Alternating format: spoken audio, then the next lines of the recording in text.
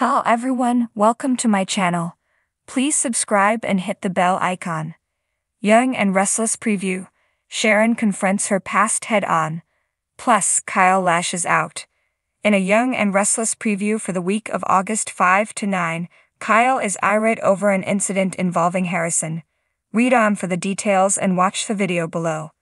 Kyle's been at odds with not just his parents over his jumping ship and taking a CEO position at Glissade, funded by Victor Newman, but he and Summer have also been battling over Harrison.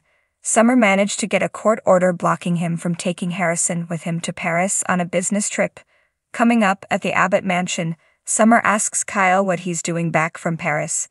He says never mind that and wants to know where Harrison is and what they let happen to his son. What has happened to the boy in his absence? Faith returned to Genoa City after a bad breakup with Moses. She also confessed to her father, Nick, that she was worried about her mom. Faith caught her looking through Cassie's scrapbook, and she's been very down lately.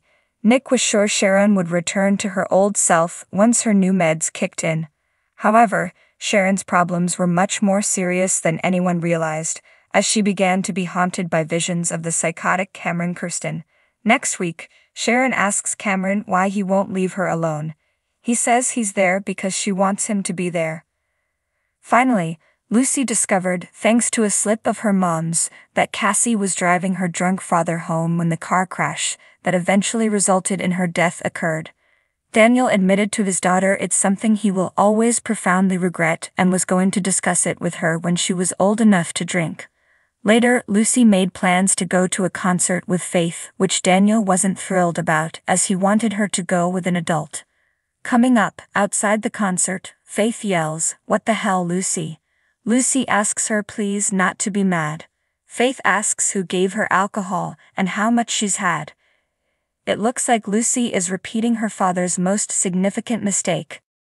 The sun rose over Genoa City, casting a golden glow that belied the storm brewing in the lives of its residents.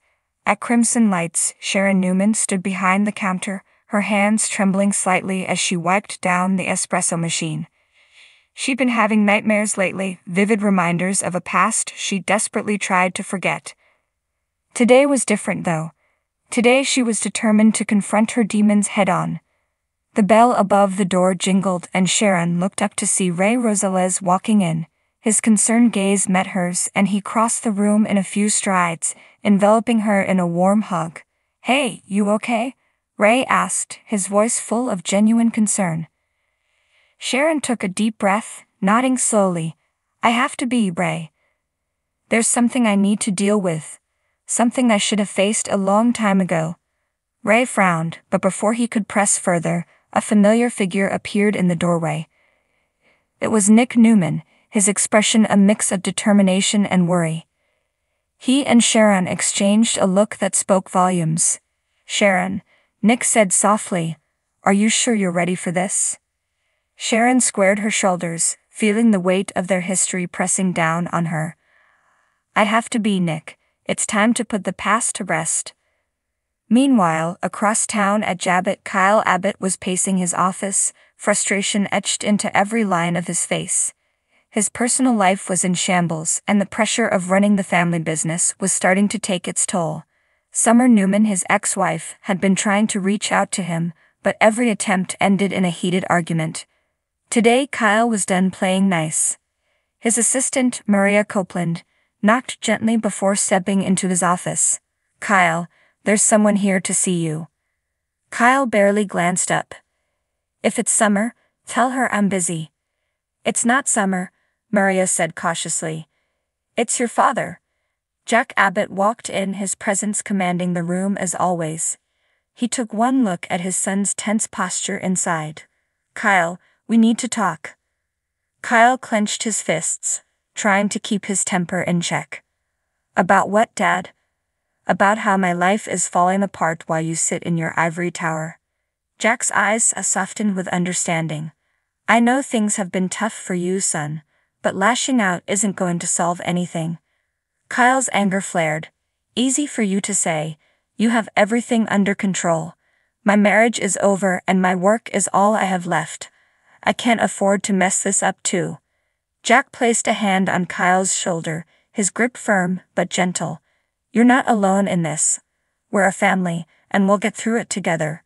But you need to find a way to channel your anger into something productive. Kyle pulled away, frustration boiling over. I don't need a lecture, Dad. I need solutions. Jack's expression hardened slightly. Then start by talking to Summer. You both need closure, and running away from it isn't helping anyone. Back at Crimson Lights, Sharon took a deep breath and stepped outside. The cool morning air felt refreshing against her skin as she walked towards the park. Ray and Nick followed closely behind, their silent support giving her strength. She had arranged to meet someone here, someone from her past who held the key to her nightmares. As she approached the bench, a figure stood up. It was Cameron Kirsten, the man whom had haunted her dreams for years. His smug smile sent chills down her spine, but Sharon stood her ground. Sharon, Cameron drawled, his voice dripping with condescension. I didn't expect you to actually show up. Sharon's jaw tightened. I'm not here to play games, Cameron. I want answers. Why did you come back? Cameron's smile widened. You always were stubborn. I came back because I realized there's unfinished business between us. Ray stepped forward, his protective instincts kicking in. Unfinished business. Sharon has moved on, Cameron. You need to leave her alone. Cameron's gaze flicked to Ray, then back to Sharon. I think that's for Sharon to decide, don't you? Nick's patience snapped. Enough, Cameron. Whatever hold you think you have on Sharon, it's over. Sharon raised a hand, signaling for Nick and Ray to step back.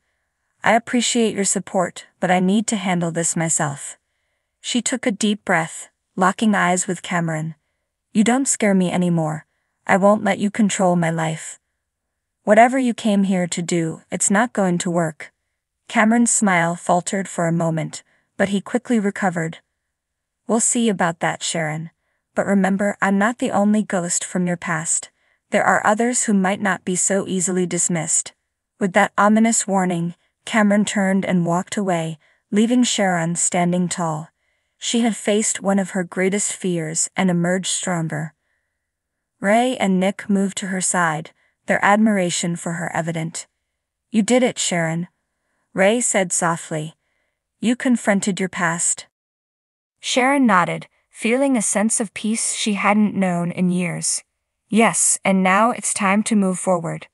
Meanwhile, at Jabbat, Kyle stormed out of his office, determination in his stride. He knew what he had to do. He needed to confront Summer, not just for closure, but to find a way to coexist for the sake of their shared history. As he reached the rooftop garden where Summer often sought solace, he found her standing by the railing, lost in thought.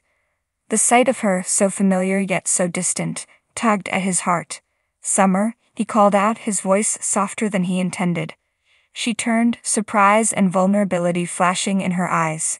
Kyle, what are you doing here? Kyle took a deep breath, trying to find the right words. We need to talk, Summer. Really talk.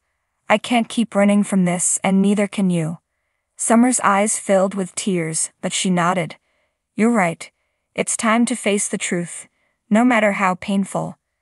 As they sat down together, the tension between them began to ease, replaced by a shared understanding that their past was complicated. Their future didn't have to be defined by it. In Genoa City, the residents were learning that confronting their pasts was the only way to build a stronger future. For Sharon and Kyle, it was the first step towards healing and finding their true selves amidst the chaos of their lives.